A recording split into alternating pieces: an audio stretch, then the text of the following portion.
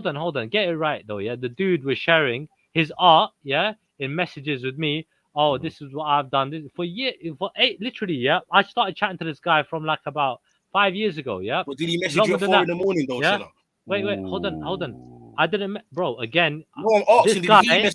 Did he message you? Wait, when you're talking about communication, bro, yeah, about 4 in the morning. So he, yeah, was waking up, yeah, around fucking 10 p.m., yeah, and basically going to sleep around fucking whatever, yeah, in the morning, yeah. And wait, hold on, brother, yeah. End of the day, he's basically saying I'm a night owl. I'm up late. I'll go sleep in the mornings, yeah. If you want to communicate with me, because I'm making Sikhi shows with him at this time, yeah. And he said, if you want to communicate with me, yeah, talk to me at these hours, yeah. And end of the day, I came back here. I was pissed off at him one day because he basically said he was joking, bro. Listen,